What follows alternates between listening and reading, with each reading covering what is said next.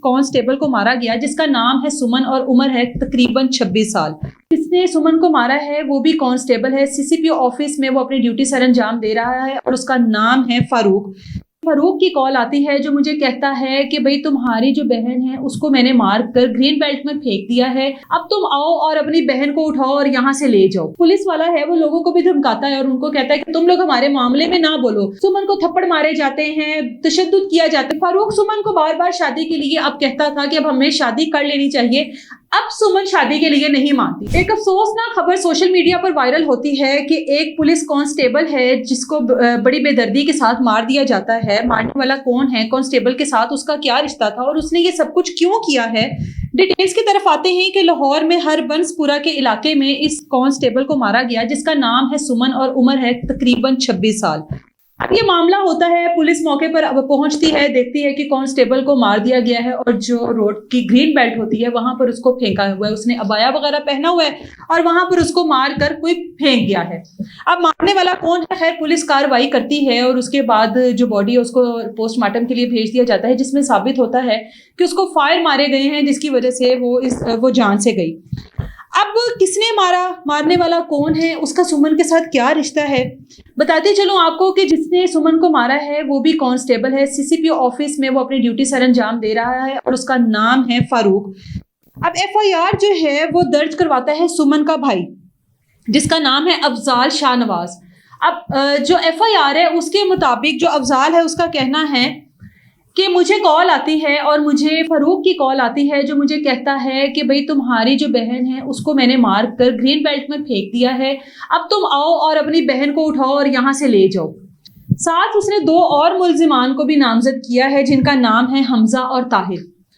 अब अफजाल जो है सुमन का भाई, वो बड़ा भाई है, सुमन उसकी छोटी बहन है। उसने ये एफआईआर करवाई और पुलिस को ये सारा मामला बताया और फिर पुलिस इंक्वायरी करती है, वहाँ पर मौजूद लोगों के पास जाती है, उनसे पूछती है कि ये सब कुछ क्या हुआ है।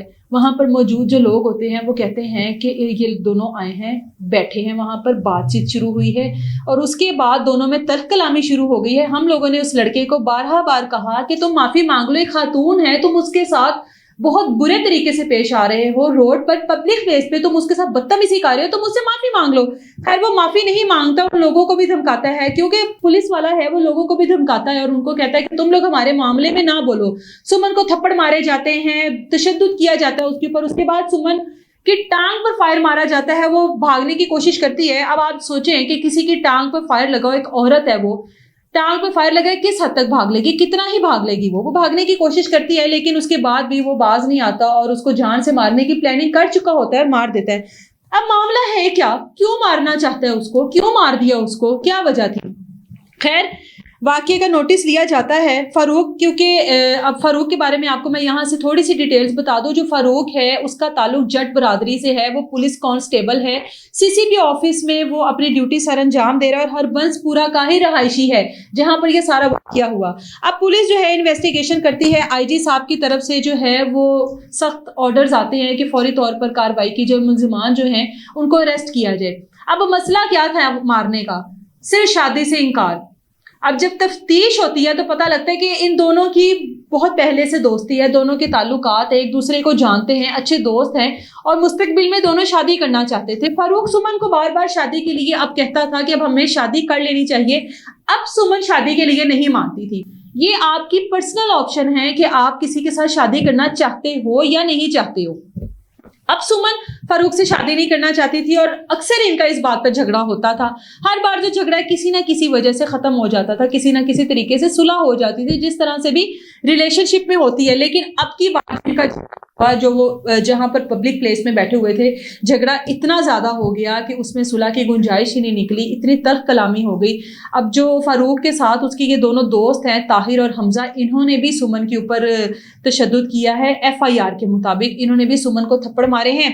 अब वो झगड़ा इतना बढ़ गया कि दोनों में सुलह की कोई ऑप्शन नहीं हुई, तल्ख कलामी हुई और एट द एंड फारूक ने सुमन को मार दिया और उसके भाई को जिस तरह से उसने फ़ोन किया कि आके ले जाओ, उसके बाद अब फ़ारूक को विद इन डेज़ जो है 1 से 2 दिन के अंदर अंदर फ़ारूक को अरेस्ट कर लिया गया। और ये पुलिस की बेहतर कार्रवाई है, बेहतरीन कार्रवाई है, जिसको सराहना चाहिए कि अगर पुलिस कार्रवाई करना चाहे, अरेस्ट करना चाहे तो पुलिस चंद घंटों में ही कार्रवाई कर लेती है और केस को वाइंड अप करने की तरफ ले आती है अगर पुलिस चाहे तो।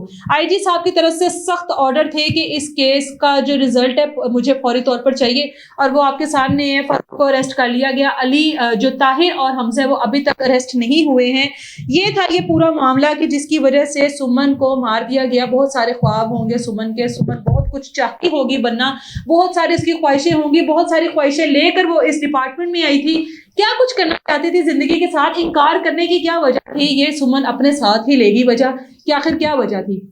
लेकिन इसमें कोई गलत बात नहीं। अगर एक लड़की आपके साथ शादी नहीं करना चाहती, उसका ये हरगिज मतलब नहीं है कि आप उसको अपनी अना का मसला बना लो, आप उसको अपनी जिद बना लो। और एक अच्छी भली लड़की, जवान लड़की, जिसको वालिदैन ने ना जाने कितनी मेहनत और मुशक्कत के बाद इस काबिल किया होगा कि अब वो कहीं आकर माँ बाप का सहारा बने, आप लोग अपनी जिद की वजह से उसको इस दुनिया से रुखसत कर देते हो और उसके पास ये ऑप्शन ही नहीं छोड़ते कि वो इनकार करे या कुछ और करे। लवारिसों की तरह बेचारी को मार कर आप फेंक कर चले गए और उसके भाइयों को फ़ोन कर दिया, उसके घर वालों को फ़ोन कर दिया कि आके ले जाओ। ये किस किस्म मुआशरे में परवरिश पा रहे हैं कि जहाँ पर हम लोगों को ये इख्तियार तक नहीं रह गया कि हम लोग अपनी मर्जी से कहीं पर शादी करना चाहते हैं या नहीं करना चाहते। एक ताल्लुकात है, ठीक है, आपने ताल्लुकात बनाया, गलत है, आपने बना लिया, लेकिन उसके बाद अगर आपकी नहीं निपती है, आपको लगता है कि आप तमाम उम्र एक साथ नहीं चल सकते, तो आपके पास ऑप्शन है अलहदगी की। शादी के बाद भी ऑप्शन है अलहदगी की। ये ऑप्शन इसीलिए होती है कि आप एक दूसरे का नुकसान ना करो, आप एक दूसरे को कोई तकलीफ ना पहुंचाओ। इसका ये हरगिज मतलब नहीं है कि अगर आप लोग अलहदा होना चाहते हो तो दोनों में से किसी एक को दुनिया से जाना पड़ेगा। इजाजत दे मुझे, अल्लाह हाफिज।